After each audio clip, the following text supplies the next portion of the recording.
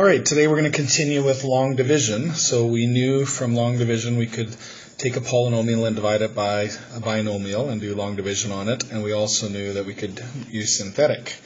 So what we're going to do today is just go one step further and say if we do long division and we get a zero remainder, then we know that what we were dividing by had to be a factor. So the idea is to find a factor, we want to get a zero remainder.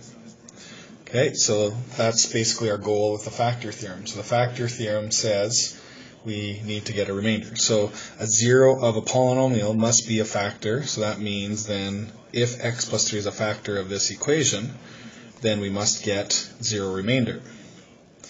So all we have to do basically is check that out. So if this is the case, let's do this one with synthetic. So if we put in negative 3, and we're going to put that into 2, 1, minus 27, and minus 36. So if we do our synthetic, multiply, add,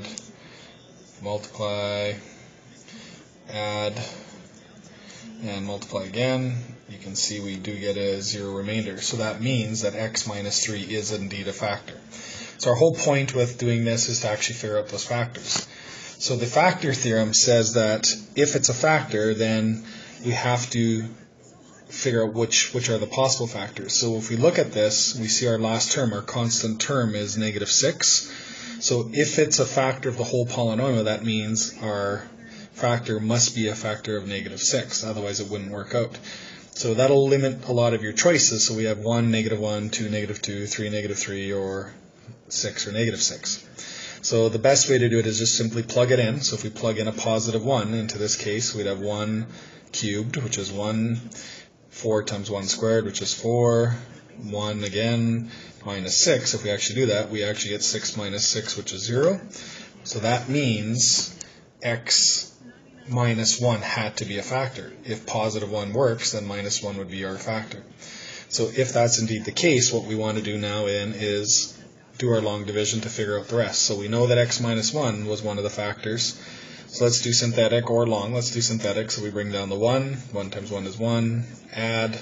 1 times 5. Add. Multiply again. We get a zero remainder again. So that means we know that our x minus 1 is a factor. So now, remember that our leftovers would be x squared plus 5x plus 6. So we could do long division again, but now that we got it down to a quadratic, it's probably faster if we just use our factoring like we did before. So what two numbers multiply to 6 and add up to 5? We'd have 3 and 2. So we'd have those two as our factors plus our x minus 1, and that would be our three factors for our original polynomial. And if we needed to figure out the zeros, then they would be the opposites, 1, negative 3, and negative 2.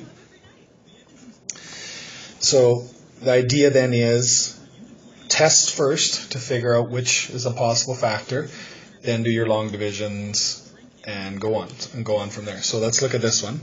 So here's a quite complicated. We got x to the fourth, but we look at our last number of 12, so we know it's got to be a multiple of 12. So let's try 1. So if we plug a 1 into the equation, we'd have 1 plus 2 minus 7 minus 20 minus 12. So 1s are really easy because we just use the front numbers. So does that work? We get 3, negative 4, so we have negative 36. So that doesn't work. So 1 didn't work. So let's try negative 1. That's the next easiest one. If we put negative 1 in, that would be positive here, but then we get negative 2. Then we'd have positive 7. Oops, sorry. Negative 1 squared would be still negative 7. So that one doesn't change. But then we'd have positive 20 and minus 12 again. So let's check that. So now we have 21 and 21. So this one is 0. So we know negative 1 worked. So that means we can do long division or synthetic division with negative 1. So if we put in negative 1, do our synthetic. So let's bring down the 1, multiply, add, multiply again, add, multiply again, add, and multiply again. We get 12 with remainder 0. So that works. So that means we know that x plus 1 is one of our factors. So let's just drop that down to the side. Now you can see our remainder. We still have a negative 12. It worked out that way. So we know that our zeros still have to be divisible by negative 12. We've already tried 1. It doesn't work. We tried negative 1. It did work. So we could try negative 1 again.